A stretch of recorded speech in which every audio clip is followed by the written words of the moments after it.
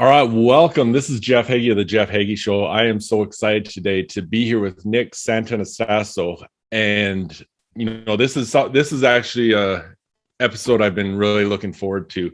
I'm going to give you a little bit of a background, but I'm going to let Nick tell his story, and we're going to get into this, and you're all going to be amazed. But I had the opportunity. I was recently in Florida, Funnel Hacking Live. And I'm sitting up during one of the breaks. I'm in the hotel room with my wife, and I'm going through the program, and I see that he's up the next day. And so I pull up his picture. I'm showing my wife, and I'm telling them, "Oh, you got to see this guy. He's incredible. It's going to be so awesome." And sure enough, I go down and getting ready to go in, and who do I run into is Nick. And so I snap a picture with him, and sure enough, we ended up, he's sitting on the front row and I'm sitting up there with him. So I had an opportunity to talk with him a few times, and he's just an amazing guy. And Nick, I want to welcome you. Thank you for being here. And I want to go all the way back, for our listeners that don't know who you are, let's start back, tell your story. And there's a lot to get through. Yeah. Thank you, brother. Thanks for having me. So, for those that are listening and watching, wherever you are, to give you some context on me, I'm 25 years old, and in 1996, my parents went in for a late ultrasound, and I was their fourth child, and they went in, and this wasn't nothing new to them, and they go in and they pull the baby up on the screen, and suddenly the doctor started, freaking out, and they said, "Well, what's wrong?" And they said, "Well, at this point in the pregnancy, it doesn't look like your baby's limbs are being developed. Looks like he's missing his arms, his legs, his face might be messed up." They said I have a cleft palate. I didn't have a cleft palate. And in that moment, doctors classified me with what we call Hanhart Syndrome. And Hanhart Syndrome is a super rare genetic disorder that either leaves the babies with undeveloped limbs or undeveloped organs. And at the time of my birth in 1996, I was actually the 12th baby in medical history that they've ever seen this happen to. And out of the 12, 8 of those babies have passed away due to undeveloped organs. And so they're born and they can't breathe on their own. They can't eat on their own. Then they later on pass away. And so they looked at my parents before I was born. They looked at my parents and said, "Mr. and Mrs. Santonastasso, your baby boy has about a 30% chance to live." Now, for those that are listening that may be parents, right? You'd be like, "Oh my God, I can't even imagine." You don't know what you do in the situation, right? And we're going to talk about the brain a lot in this podcast. And what the brain tends to do is focusing on the negatives. And my parents made a massive promise. And that promise was like, "Hey, we were given these results, but we're going to focus on a 30% chance of him living versus a 70% chance of him dying."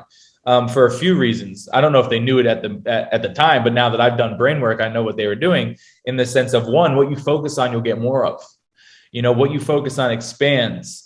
And what you focus on, you feel.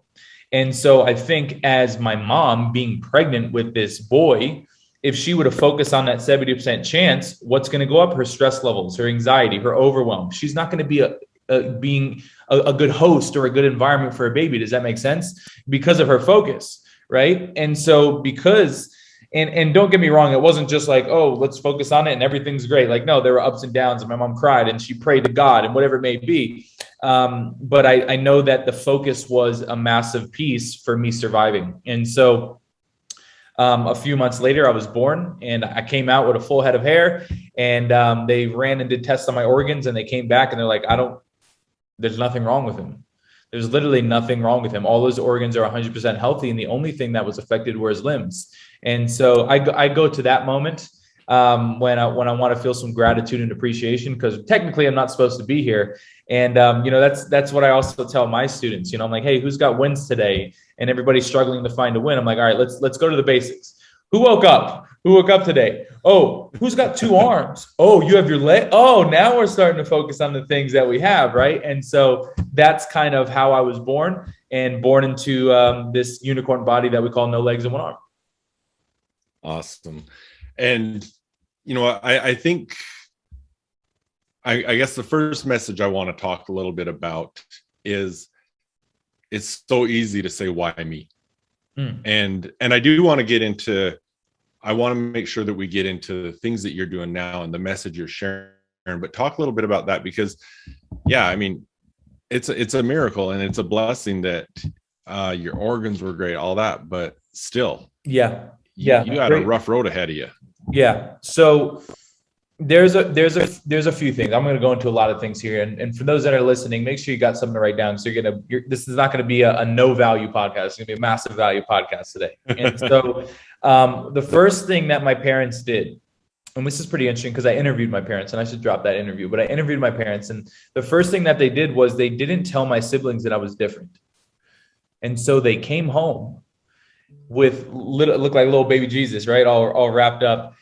They came home and I was wrapped up, and they put me down on the table or the couch, and they unveiled me, and here's a no legs and one arm baby. And the kids didn't even notice, in the sense of like, oh my God, look at his hair. Oh my God, he's so cute. And nothing was focused on the fact that I had no legs and one arm, because that's all kids knew. They only know what they know, right? And so nothing really, I mean, it may be different at the time, but it wasn't like, if my parents would have came home and said, hey, like, he's got no legs and one arm, and he wasn't supposed to survive, like, they would have looked at me totally different, right? Instead, they're just like, here's your brother. And they're like, oh my God, my brother's amazing, right? And so it was pretty normal for my siblings, and I guess they got taught a valuable lesson that not everyone comes out the same, and that's okay, right? The second thing that my parents did was extremely impactful. Was they treated me normal. They treated me extremely normal. My dad said to me as an adult, he's like, Nick, he's like, if I would have put stepping stools and little loopholes for your finger on everything, I would have made life at home very easy. And then when you go out of home, you would have got smacked in the face by reality, because the world ain't going to adapt to you. You got to adapt to the world, right? And so I got beat up by my siblings, all that great stuff. And, for example, my parents' teaching approach, and I think it's funny because I was the fourth child, and the parents always say, by the fourth one, you kind of figure out what you're doing. You get the split test with the other kids. And so they would do things such as they would sit me on the ground, and they put my clothes in front of me, and they say, okay, Nick, dress yourself. And I'd like look at the clothes, and I'd try to do it, and didn't know what I was doing, and I'd fall down, I get back up, and they never did the work for me. They would always give me verbal suggestions, and they give me verbal advice, but they never physically do everything for me. And why that's extremely important is because, and I'm not a parent, right? I'm just giving expertise and advice from my perspective, in the sense of, if you do too much for your kids, they're going to be relying on that, and they're not going to build the skills they need to go into the real world.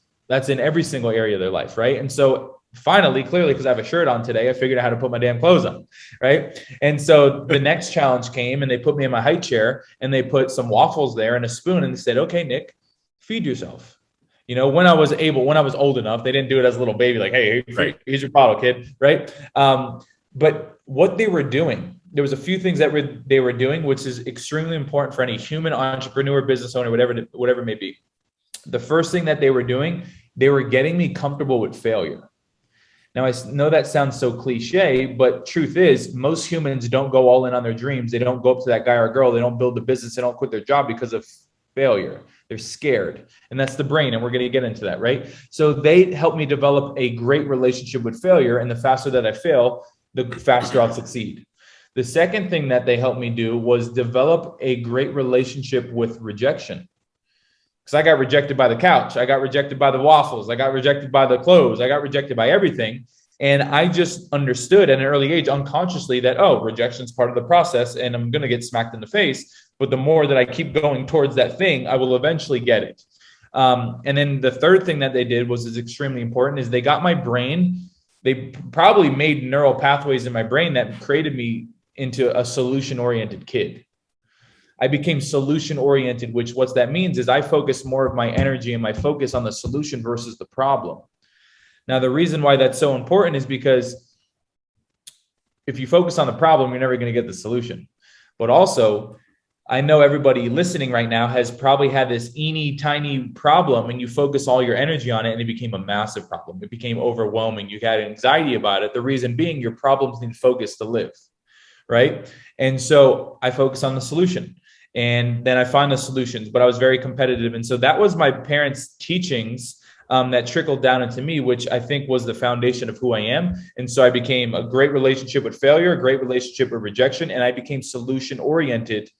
And they didn't do the work for me. That's why my mom, and this is not like a plug, but my mom wrote a book about how she raised me, and it was labeled "How We Raise an Adaptive Child in a Handicapped World."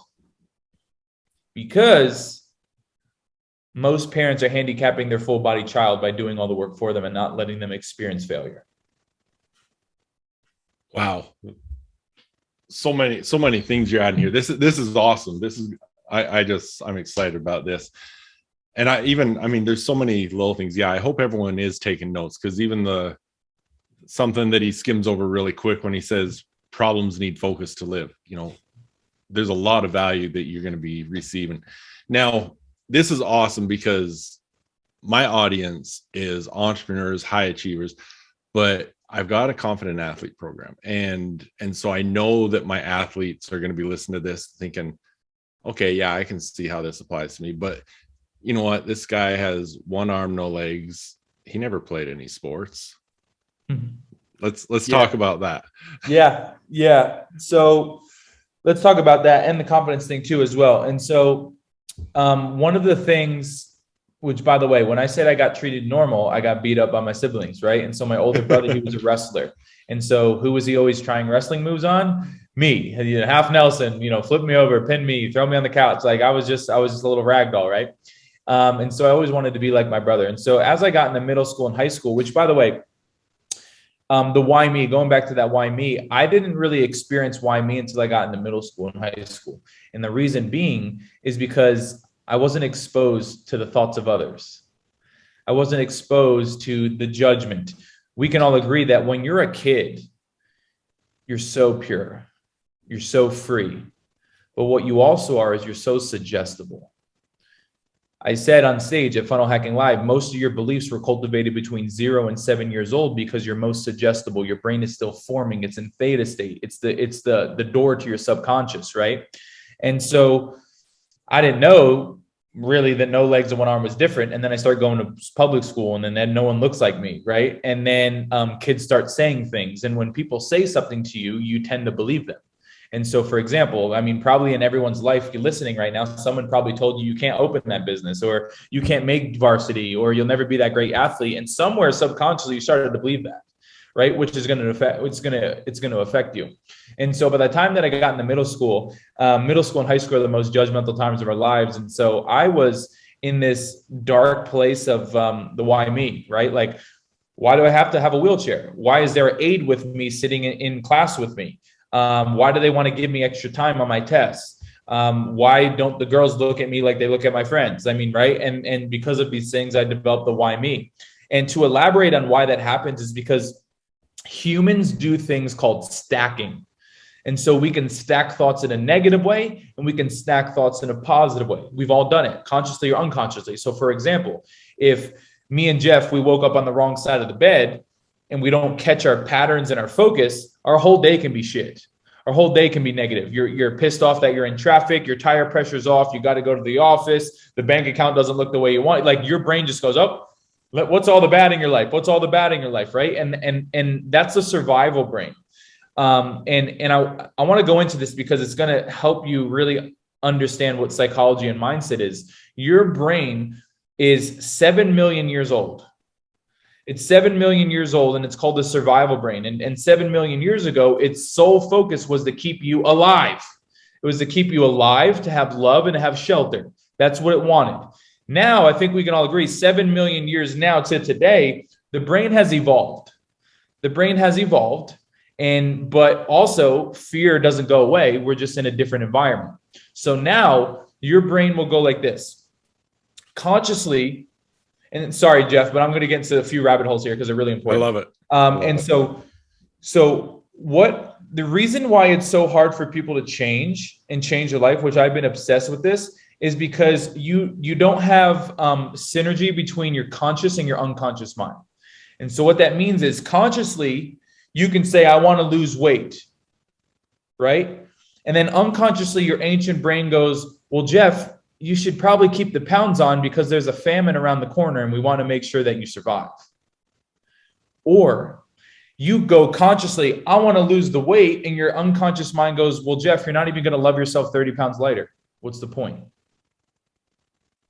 Or Your brain goes consciously, you go, I want to start a new business. I'm going to quit my job and start a new business. And you may feel some boosts of excitement, but unconsciously your ancient brain goes, well, if you quit your job and your business fails, which is going to fail, then you won't have any income and you're going to starve to death, and so will your family.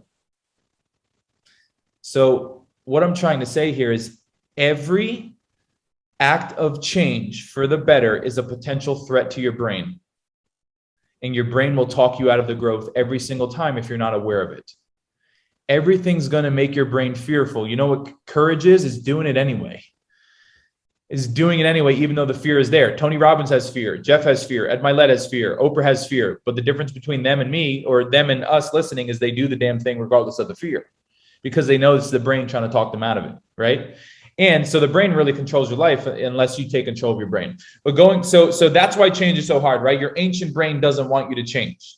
It doesn't want you to grow. It wants to stay comfortable. It wants to stay certain. It wants to stay in what's known. Now, going back to the stacking things, right, is, for example, I was on a school bus, and I think I shared this story. I was on a school bus, and there was a girl to the left of me, and she was making fun of everyone. And she looked at me in my eyes, and she said, Nick, I don't even have to start with you. You're already too messed up anyway. Now, my ancient brain goes, maybe she's right. Maybe I am disgusting. Maybe I'll never have a girlfriend. I'll never have a wife. Why am I even talking to girls? Why do I even try? Why do I even try to look good? I don't need to look good, right? You see the stacking approach. And so you dig yourself into a deep, dark, negative hole unless you're aware of your focus. But also you can stack thoughts in a positive way. And this is where the power of questions comes into play. And that's why I call myself Baby Yoda. Look, I got my little Yoda back here. He's always there rooting me on. And so going into the brain here in psychology is your brain is a problem solving mechanism, meaning that it's always going to give you an answer to the questions you ask it. And if your brain's always going to give you an answer, it may not be the right answer, but it's always going to give you an answer. That means, and quoting Tony, is the quality of our life comes down to the quality of the questions we ask ourselves. Most people are just going around earth asking shitty questions. They get shitty answers, have a shitty life, just being honest, right? And so one of the most amazing questions, say you're in this negative state and you're stacking and stacking and stacking. One of my favorite questions is, what makes me successful in this very moment already? Who says I'm not successful already, right? And by you prompting yourself by asking what makes me successful, your brain's going to focus on all the amazing in your life. You have a family, you have kids, you broke a generational curse, you have more money than you did last year, last month. You know what I'm saying? Just by asking the right questions. But this could be detrimental because you can also ask, what makes me not successful? And guess what? Your brain's going to give you all the things that you don't want to hear because you asked the question, why can't I close the deal? Why isn't the business going to work? Those are all bullshit questions that are going to give you bullshit answers and leave you stuck. Does that make sense? Right? So I've been very good at asking myself questions, but also as a coach, because I coach 5 to 6 figure entrepreneurs, I ask really good questions to lead them to their own answers. Because you're not going to take action on my answers, but you're going to take action on your answers if you find the own answer. Does that make sense? So this was like a long, deep rabbit hole of the brain, but I'll end off in this, and then Jeff, we can keep going in the sense of all of us have a lack of synergy between our conscious and unconscious brain. That's why you're not where you want to be. Every single one of us, 5 figures, 6 figures, 7 figures. There's a different psychology for a 5 figure. There's a different psychology for a 6 figure entrepreneur. There's a different psychology for 7 and 8. Who agrees? Right? And as us listening entrepreneurs and athletes, we talk about the ratio, right? Everybody's heard it. 80% is psychology, 20% is mechanics. I can give you the tools, the strategies, the sales call, how to say it, when to say it. I can give you that stuff, but if your psychology doesn't back it, it's not going to work. And it's the same thing in business. Who agrees? Like once you figure out your business, all you do is up the ante. You start scaling, you start bringing on people, right? But if your psychology is off, it's not going to work. And so I just want to give a last little analogy here in the sense of your conscious brain is like the tip of the iceberg. And your unconscious brain is everything that you don't see under the water. Everything that's going on, your thoughts, your actions, your habits, your words, your triggers, your emotions, your focus, it's all under there. And so people need to start treating their subconscious mind as the VIP of their life, but they don't. That's also, and the reason why I shared all this, my friends, is because when I tell you to go meditate, If you don't know about the subconscious mind, you're like, well, what is meditating going to do? I'm just going to hum and my life's going to be amazing. No, you're unwiring and rewiring new neural pathways. But if I don't stress the importance of the freaking brain and the subconscious mind, you'll never take me serious. Dang, these are powerful messages. So thank you for going down that rabbit hole. I get fired up, and like I said, I want to give people context so they know I'm not some wacko. Yeah, no, absolutely. It's so powerful. But so where I want to go with that is I want them to understand how you didn't let things hold you back and how you kept pushing forward. And so talk about wrestling, talk about bodybuilding. Yeah, absolutely. And so and by the way, and I think Jeff will give me a thumbs up on this, that I'm the one of the most authentic, transparent people you ever meet. I share my shit. I share the shit. No one shares the shit. I'm gonna share the shit, right? And so the majority of my life, my brain was in control. It wasn't me, right? And so was the why me. It was why am I born like this? This is such a big curse. This is the most disgusting thing that could happen to me. And because of the pain, listen to me. Because of the pain, because of that pain, I'm now where I am today. I want people to get that. Because of your hard shit that you're going through, it's going to push you and you're going to hit a pain threshold where you say, this is enough. Enough is enough. I want to take control of my life. I want to have better relationships, more fulfillment, more joy. Like, your adversity is what got you here. And it probably sparked change in you, right? I mean, for everyone listening, you probably got broken up with. A lot of guys, when they get broken up with, they go to the gym because of that pain. You know what I'm saying? I've did it. I've done it all the time, right? Or because of someone fired you, you're like, screw them. I'm gonna go make a bunch of money and do my own thing. It's because of that pain that pushed you to the next level, right? And so I had so much pain in my life because I wanted a girlfriend. Girls didn't like me. I wanted to, and I was a weird child in the sense of, by high school, I was like, what job am I going to work? When do girls like financial freedom? When is that attractive to them? And like, no one's relating to me. I'm like, I don't know if I'm an alien. I don't know what's going on. Right. And so, but like I said, I always looked up to my older brother, and my older brother, I mentioned on stage, he passed away a little over a year ago from a drug overdose. But before he battled through that, he was an amazing wrestler. And then he went off into the Marine Corps. And so I just always looked up to my brother. And so when I got into high school, all my best friends are wrestlers, and they're like, bro, your brother was a stud. You could be a stud. We're all studs. We all wrestle. We miss you during winter because we're all, in wrestling. We never see you. You should do wrestling. And at that time, this arm, which I call it the potato, it used to look like a chicken wing. And the reason why it looked like a chicken wing is because this arm was 5 inches longer than it is now. And my bone was going faster than my skin. So it was super sensitive. And the bottom line is, if I would have hit my arm hard enough, my bone would have came through my skin. But going back to what my parents cultivated me into, I was solution oriented. Now, most people, they say, well, my arm's like this. I can't do anything, right? I can't wrestle. I can't move around. I'm just going to sit here, eat some Ben and Jerry's. And I can, and by the way, I can make fun and play off the victim role because I was there. And I was there in a pretty extreme thing. But I mentioned this when I spoke with Jeff and I was on stage, is like, being a victim is extremely easy. It's the easy way out. And the reason why playing victim is so popular nowadays, because now when you play victim, you get applause and you get golden stars and you get your likes and your comments. And what you do get, which you don't know that you want, but you need, is you get your significance.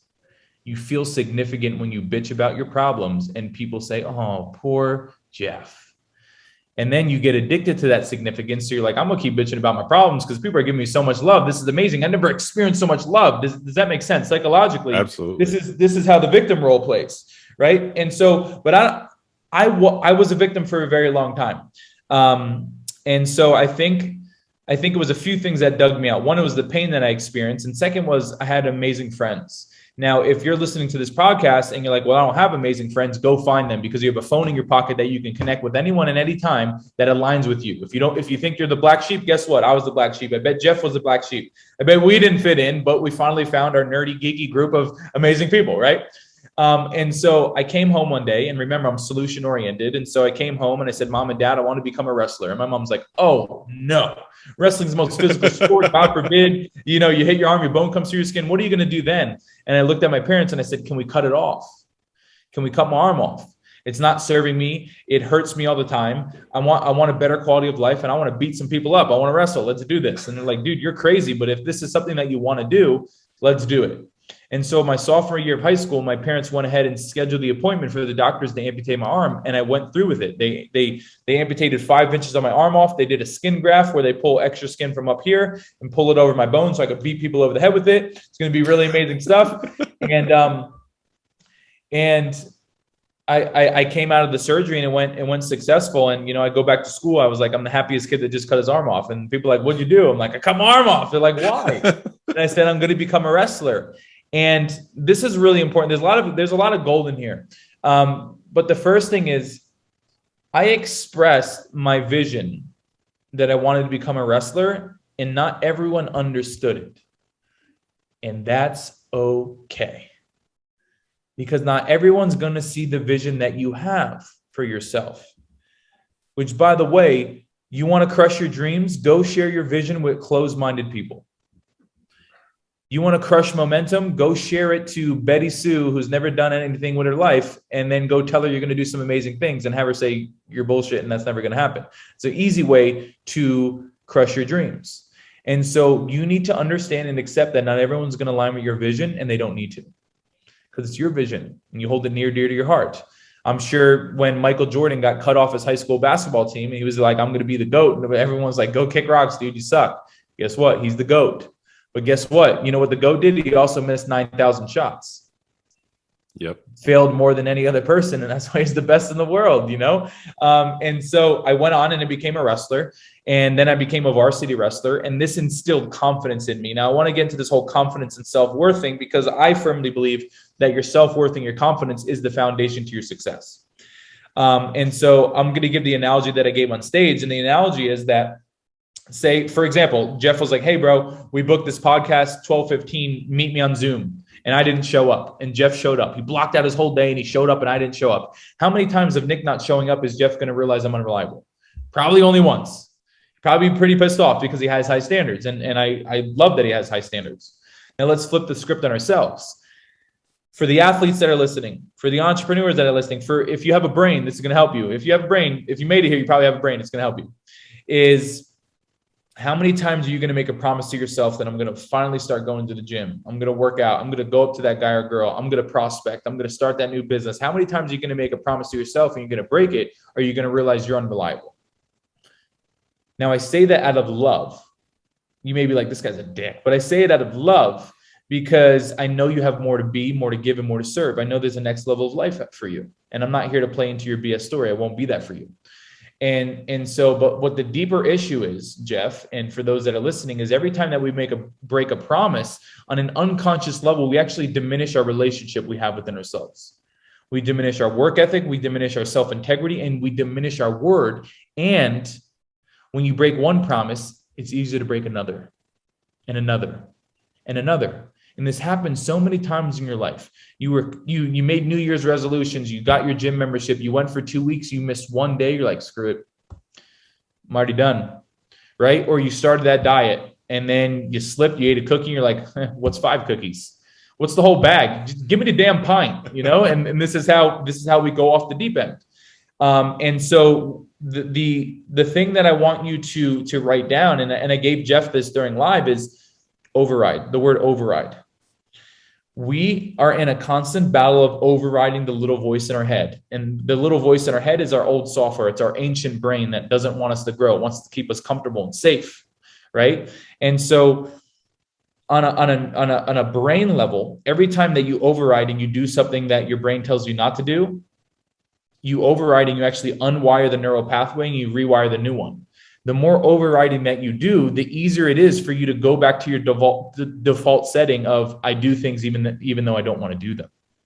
But right now, most of your default setting is things are hard, screw it.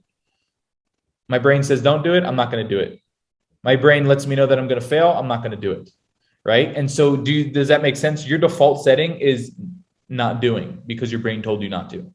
But what if you were aware of that? And every single time your voice tried to talk you out of something that was going to make you grow, you did it anyway. You would then create a new default setting for you that when things get uncomfortable, you step in. You do it anyway. And that little muscle is a massive key to anyone's success. And by the way, this doesn't stop for me or Jeff. This doesn't stop for us. And by the way, if you go to my Instagram, like I talk about all the shitty days that I have, which by the way, most influencers, coaches, gurus, they're not going to talk about the shit. When do you see, I'm not even going to call out names, but when do you see these guys talk about their shitty days? They don't. Guess what? I will, because it still happens to me.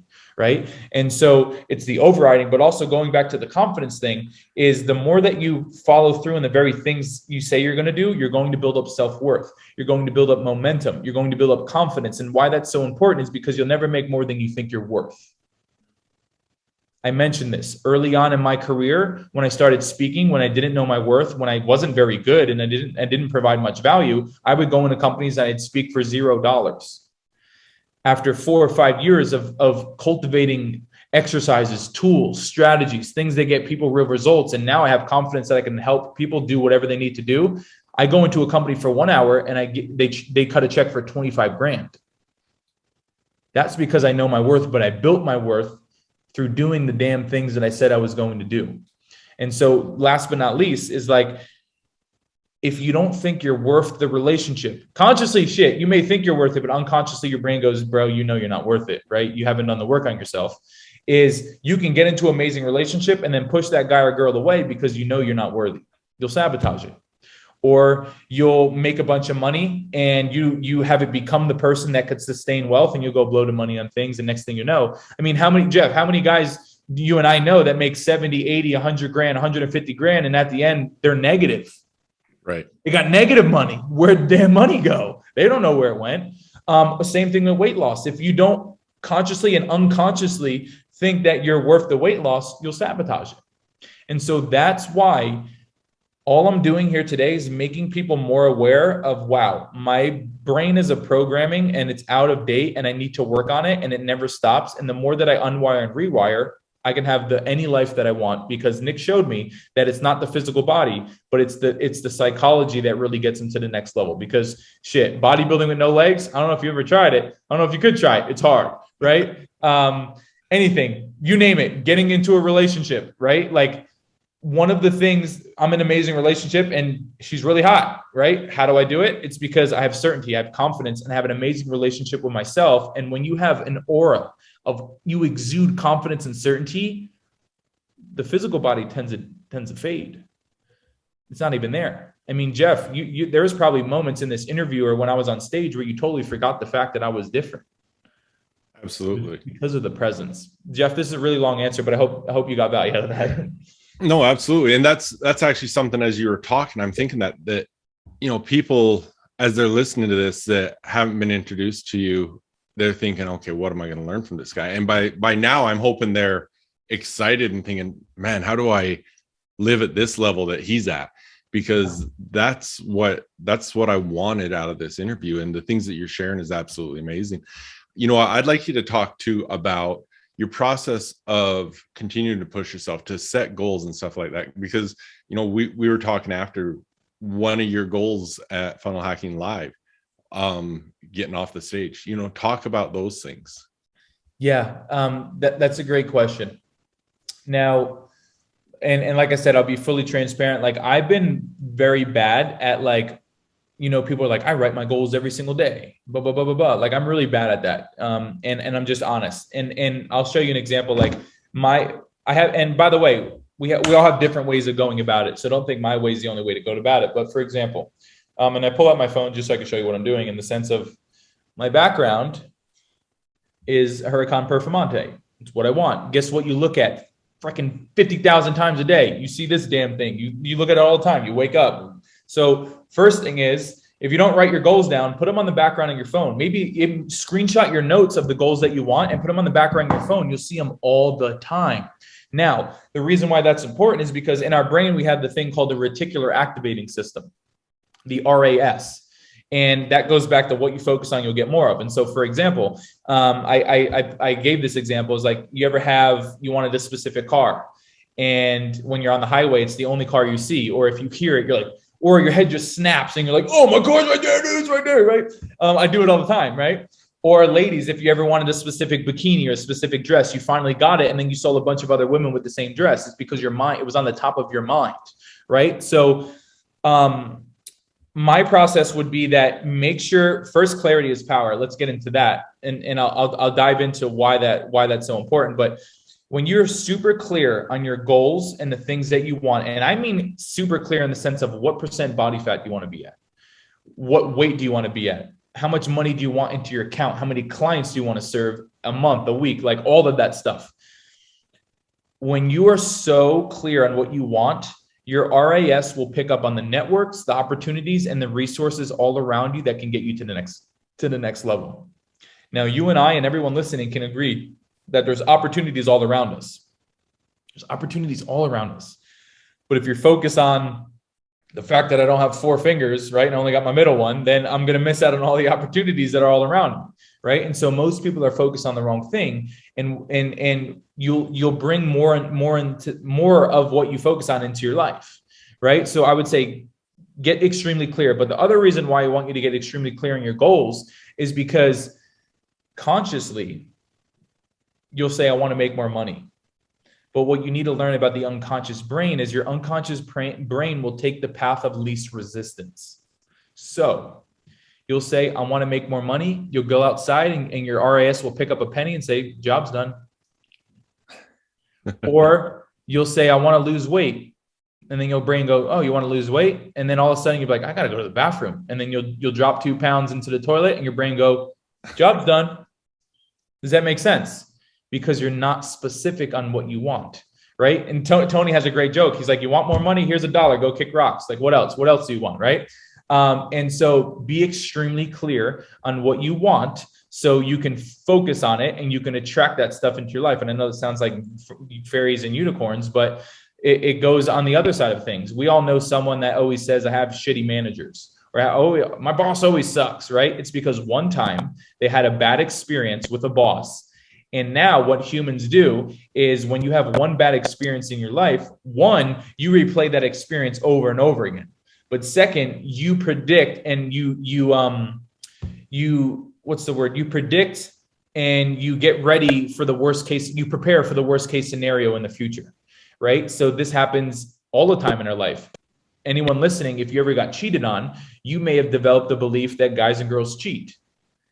Now, because of that experience and because of that belief, you're projecting into the future and you're probably going to attract another cheater into your life because that's what you're focused on, right? That's also why you see women or men, they date someone that's like really close to that kind of resembles attributes of their dad or their mom. And they do it over and over again and they don't know why. It's because that's what they were exposed to. That was their figure as a man or a woman. It's really wild stuff. Or for example, say you're an entrepreneur and you go into a sales job and you get on your first sales call and they give you a big fat no, you develop a few beliefs. One, I suck at sales. This product sucks. And I'm just not good at this. I'm not cut out for it. Now, because of that experience, you develop a belief and you go into your next sales call thinking they're going to say no, it's not going to work, right? It's because of your psychology. And so I'll ask you this question. Are you persistent enough to get new experiences so you have new beliefs in your life? Will you be persistent enough to experience new things so you can develop new beliefs about yourself? Are you willing to create new offers till someone finally says yes and gives you that certainty and floods you with that emotion of, wow, I can really do this? I don't know about you, Jeff, but I remember my first sale. The first time I got someone to say yes to me was like, oh my God, it works. I can really do this, right? And then the evolution is you get someone to say yes to 5,000. And then you get one person to say yes to 10,000 and 20,000. And next thing you know, you're like, this is doable. And I can do this over and over again. But will you be persistent enough to get a new experience? Were you in Myron Golden's presentation? I was. So how many people had a different perspective leaving that after he started asking those guys, who's done $100,000 a day? Who's done $1 million a day? Yeah. I did. They were sitting by me and I'm like, you did $1 million a day? I mean, and they're like, yeah, it was easy. Yeah. I'm like, right. And that goes to show like my psychology improved. Even I literally got off a call with my business partner yesterday because I was like, hey, bro, I'm in highs and lows. I just need a pep talk. Sometimes Yoda needs a pep talk too. Shit, I need a pep talk. And he's like, bro, the only thing that you need to do is you need to flood yourself with the certainty of belief that you can slang $15,000 to $30,000 products as your high ticket. He goes, you're worth it. You are way worth it. And for example, for a lot of entrepreneurs, they're like, how do I go from $1,000 to $10,000 offer? And what you do is you move the comma and you add a zero and you price it at $10,000 and you make the offer over and over again. You figure out what they like, what they don't like, and redo it. And then finally you get someone to say $10,000. They say yes. And you're like, holy shit, it happened. It worked. But even to me, that's like a roadblock of like, am I worth it? So a lot of the times, the only thing standing in front of you, standing in your way from going to 1,000 to 10,000 is the belief that you can actually do it. Absolutely. You know, and going back to Myron, I used his example with the client this week when we were talking about raising prices and knowing your value. And he said, how do I charge $25,000 an hour? When someone asked me what I charge, I say $25,000 an hour. That's all it is. So absolutely. No, that is so valuable. Thank you for that. You got it. This is incredible. I appreciate all these value bombs you're dropping here. And I know, I'm even myself, I'm going to be listening to this over and over, taking more and more notes because this is great. You know, one of the things, this is kind of actually before I do this, because I don't want to change the pace and get away from where we are. Is there anything else you want to touch on? Yeah. I'd also say, and it's really hard. It's exactly why Tony needs 4 hours, you know, when he goes on, because he needs a long time to teach a few things, right? Right. But in the sense of going back to your state, right? And from to give people an example of what state is, if you've ever seen gorillas, what do gorillas do before they fight? They bang on their chest because they're getting themselves in peak state. They're getting themselves ready for battle. Now, most of you are trying to have an outstanding life when your state is shit, and you're in this low state.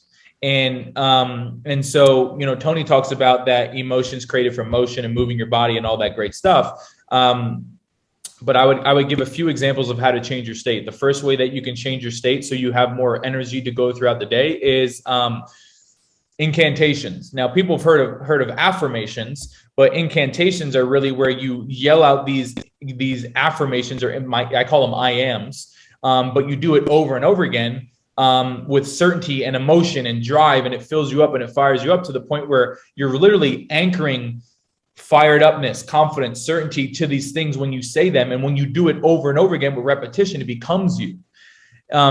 There's a big difference between me looking into the mirror and going, I'm happy. I'm happy. And your brain goes, screw it off. You're not happy. In the sense of Nick going into a cold shower, Nick going into the mirror and going, I'm a force for good. I'm a student of the game. I'm kind. Abundance flows through me. I'm decisive. I'm evolving as a leader, become the man I'm meant to be. I'm mastering the skill of influence.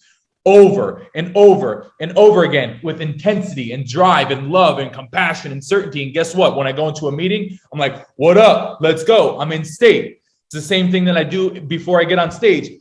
I'm go through, boom, boom, boom. I go through them because I'm wiring myself to feel the emotions. I'm getting fired up just now, right?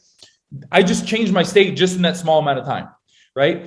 Another way that you can change your state is moving your body. It could be dance. It could be a workout. It could be a walk. But when you put your body under stress, your body then releases dopamine, the stuff that makes you feel good. So move your body more. The other thing you can do is cold showers. Cold showers will put you in survival state. You start breathing like, oh my God, I can't breathe, right? You work on your deep breaths, but it puts you into this natural high of like, I'm ready to attack anything. Most of you, a big challenge for you is you won't even step into the damn cold shower because your brain tells you not to and you listen to it, right? The more that you step into it, the easier it is, and you know the benefits of it. You know the benefits of working out. We know the benefits of these things, but why don't we do them, right? Because your brain's like, I don't want to go in the cold shower. It's uncomfortable. I want to stay in the warm bed, right? Override, right? And so repetition is going to allow you to rewire yourself. And the person you see here, I built this person over repetition. How can I just pull out I ams and just say them over and over again? Because I've done them so many times that it is me, as me. This is me. This is the real me, right? So repetition, that's the same thing with meditation. When people talk about meditation, like I said, I already gave you context on the subconscious mind. So you should value meditation. Meditation is opening up the door to your subconscious mind so you can see what's wrong and what's right and how to unwire and rewire. Right? So meditate in the morning. The reason why I say meditate in the morning is because your brain is still in theta state. It's still kind of very suggestible, right? And then also, for example, I'm not going to grab it here, but I have also, when I'm feeling confident and when I'm feeling certain and I'm fired up, you can actually anchor that state to an essential oil, to a smell. And so I have anchored peak state or my certain state, my kill state, to peppermint. And so now, if before I go on stage, if Nick puts peppermint on his wrist and I'm flailing my arm around talking, I always smell peppermint. It keeps me in state the whole time. No one knows what I'm doing, but I'm in state all the damn time, right? And so one of the real benefits of you mastering your mind, which, by the way, we'll never master it, it's very complex, but we can get a lot better at it, is, are you up for attempting to live in a beautiful state despite what goes on around you? Now, do you think that would be powerful? If your business was falling through, or a client asked for a refund, or something didn't go the way that you wanted to do, and you were still able to remain in a beautiful state, would that benefit you? If your relationship fell through, if your wife is having a hard time, if you're going through a fight and you were still able to remain in a beautiful state, would that benefit you? Absolutely. So that's what I try to do. And I'm not perfect. I'm far from perfect, right? But this is why the brain is so powerful. Most people are trying to fix the external when really it's you. But are you even vulnerable enough to admit that you're the problem? Right. Absolutely. Let's hear that incantation once more. My incantations? Yeah. Yeah, let's go back to it, right? Listen. That was awesome. I'm a tactical speaker. I'm a force for good. I'm a student in the game. I'm kind. Abundance flows through me. I'm decisive. I'm evolving as a leader, becoming the man I'm meant to be. I'm mastering the skill of influence. And I'll go over and over again. And so let's break it down real quick. I'm a tactical speaker. Early on in my career, people told me I wasn't tactical enough. It was a limiting belief of mine. So what did I do? I put it in my I ams, and now I am a tactical speaker. I'm a force for good. I'm a student of the game, meaning I drop my ego and I learn from everyone. I am a student of the game. I am kind. Abundance flows through me. I'm decisive. Successful people make decisions fast or slow. They make them fast. I want to reinforce that I'm decisive. I don't know if you've ever went to, I love food. I always go to restaurants and I'm so indecisive. I'm like, well, I could eat this and I'm decisive. What do I want? Just do it. I'm decisive. I'm a force for good. I'm a student of the game. I'm kind. Abundance flows through me. I'm decisive. I'm becoming the man I'm meant to be. I am mastering the skill of influence. Right? So these are things that I struggle with. And guess what? I flipped them and I told myself I am them. And then I say it over and over again until I become that. And guess what? Now I'm a tactical speaker. I'm not just, if I can do it, you can do it. I gave you guys so many tactical things, right? Because someone told me one day I wasn't tactical enough. I said, screw that. It's a bullshit belief. It's holding me back. Let me put it into my I ams, my incantations, and let me put it into the scripture of my mind. One of the things that I think that I really believe is we all need mentors. We all need coaches, and it doesn't have to be someone we know, someone that we're close to. And that's why I wanted to do that again, because, people that are listening to this, I want you to learn from them. Use those ideas, do that for yourself. I know Nick has his mentors. I know he follows a lot of Tony's stuff. I follow Tony's stuff. I followed, since our conversation the other day, Nick, I've implemented so many of the things that you and I talked about already. Oh. And, that's what I want out of this podcast, is people to be influenced by you and being able to say, okay, yeah, that incantation sounds cool, but that's his. You know what? Yeah, you don't need to use the same words, but figure it out. Use that example, use that as a framework and use it, because he's showing you right there. He's the example. These things work. Yeah. And it's interesting too, because right, we all know what we need to do, but we don't do it. Right. Exactly. We all know what we need to do, but we don't do it. Right. Like I can literally say meditation is one of the most powerful things. You can literally create the future before it even happens. You can piece things together. You can unwire your insecurity and rewire confidence, and people still won't do it. Right. Yeah. And so I think the question is, and I think I got this question from John Azaroff, and the question is, when it comes to implementation, when it comes to the things, are you interested or are you committed? Because if you're interested, you'll take the easy route, you'll bullshit, you'll tippy toe around it. But if you're committed, that's a totally different story. So ask yourself, am I interested in becoming a greater version of myself? Am I interested in unwiring and rewiring, or am I committed to this because I know I want a next level of life?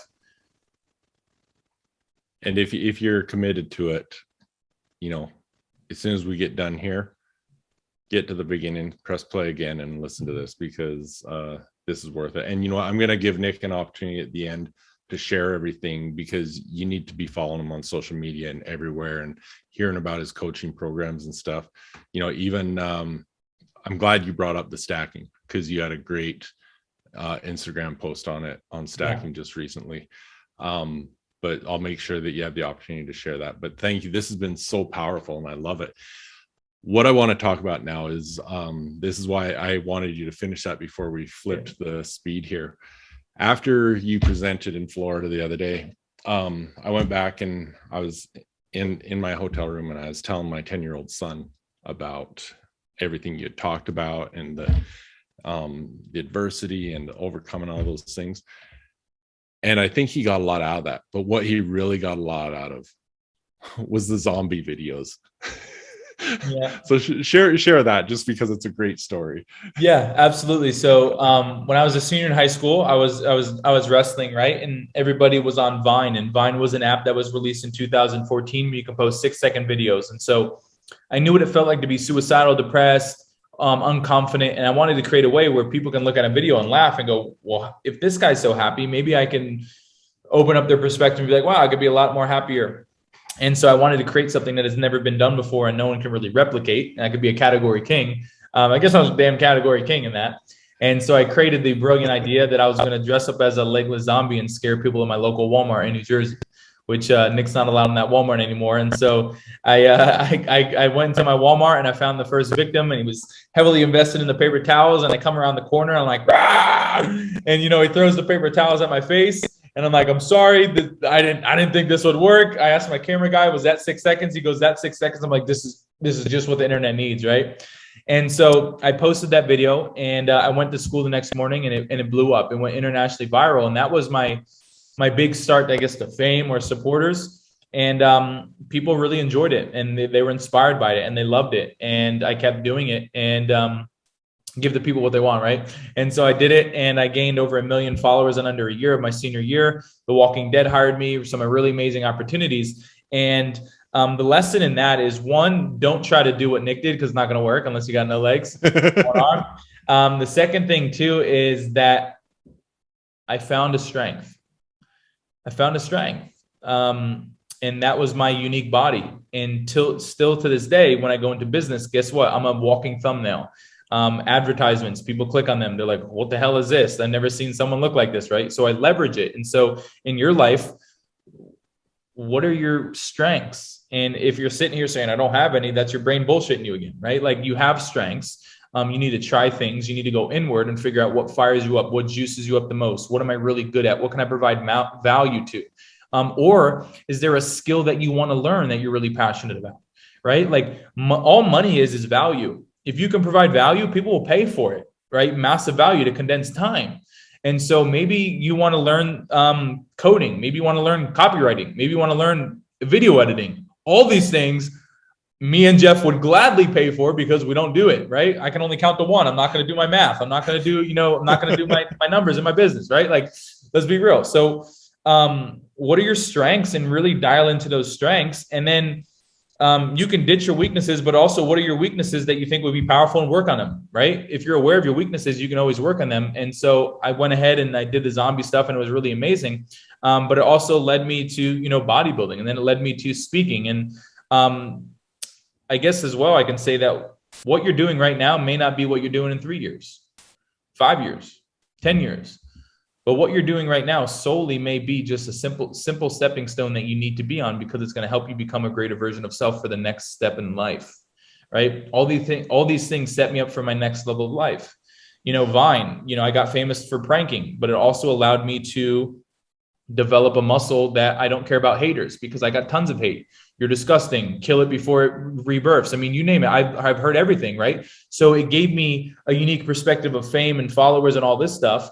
And my head blew up and I became significance driven. And then I go into bodybuilding and I got pretty cool for that. And then I go into personal development space. And now like, I'm really humble. Like I don't even want to be in the spotlight. Like, oh shit, you want me to speak? Like I'll go speak. But like, I'm just a normal dude. And it's because of the ups and downs in my past that I've been able to develop such a unique perspective and go through these up and downs. But for example, like bodybuilding, that was a big step in my life. And now it's part of me. It's part of the reason why I'm so confident in my health. And I'm going to live a long time because of that stepping stone. Now speaking, right? I'm really great at speaking. Now I'm really good at coaching. That's going to help because my stage presence is unbelievable. And when in 5 years, 10 years, when Nick's a famous artist for singing and rapping, that's going to be another amazing stage presence. They're not going to have the business wits that I'm not. They're not going to be able to capture leads like I do from a rap concert. Like I went to a rap concert the other day of my favorite rapper. I'm like, dude, put up a QR code, capture the emails, do something. Like you could be making so much more impact and money and like all of that stuff. And so what I'm trying to say is what you're doing right now is cultivating you into the next best version of yourself so you can be that for the next step and the next step and the next step. And you're always going to be evolving and growing. But it's up to you to look for the things that you want to learn, to master, to develop, and where you want to go with it. Thank you. No, Nick, this has been outstanding. I really appreciate you taking the time to do this and adding so much value. And I know my listeners are going to want to continue this journey. And so share where they can find you, where they can follow you, and tell them more about what you're doing. Yeah, absolutely. And I'm grateful for the opportunity. You can follow me. I'm sure my name will be on the title with Jeff's. Just screenshot it because you won't remember it. It's a really long last name. But on Instagram, Facebook, YouTube, you can type in Nick Santo. It's the guy with the really long last name, no legs, one arm with all the tattoos. You can't miss me. And yeah, so basically they can follow. Most of my stuff's done on Instagram. And then just lightly what we have going on is I have my Victorious Inner Circle, which is basically like a brain gym. Just every single Monday, we do some brain work and you have partners that keep you accountable and really just get yearly access to me or 7 weeks access or 6 weeks access. And then what I was talking about with Jeff that I'm creating a beta program. It's by this time, I don't know when this is going to be released, but it might be open to the full public. And basically, I'm just going to help 5 to 6 figure entrepreneurs rewire their psychology so they can get to the next level in their business, their relationships, their wealth, and all the areas of their life just by unwiring and rewiring with a pretty scientifically proven 12-week process. And so that's what we got going on. And if that interests you, you can just shoot me a message. But I am just grateful for the opportunity to be here to share my story, my insight. And I'll end off with this, which I ended off at Funnel Hacking Live. Do not be that guy or girl that closes your notebook and doesn't look at it again. I'm not here to waste your time, and Jeff's not here to waste your time. And I know you're not here to waste our time as well. And so make sure, it's a good thing I got one finger, that you take one thing out of today and you implement it, because knowledge is potential power, but the real power comes from implementation. Awesome. I'm going to leave it there because I can't add to that. So that is perfect. Thank you. I am going to put all the links in the show notes so people can make sure to find you. But thank you, Jeff. Thank you so much, Nick. You got it. Thanks everyone for tuning in. Me and Jeff appreciate y'all. Hey, athletes and parents of athletes. So much time, money, and effort is put into the physical aspect of your sport to become the best you can be. But the mental game, it's often neglected, and it's just as important as the physical game. In fact, it's usually the differentiator between the good and the great athletes. Come and join me in the Confident Athlete program where you'll learn to control your confidence, develop a powerful mindset, and unlock your full potential. Go to jeffheggie.com/confidentathlete to find out more. I look forward to seeing you there.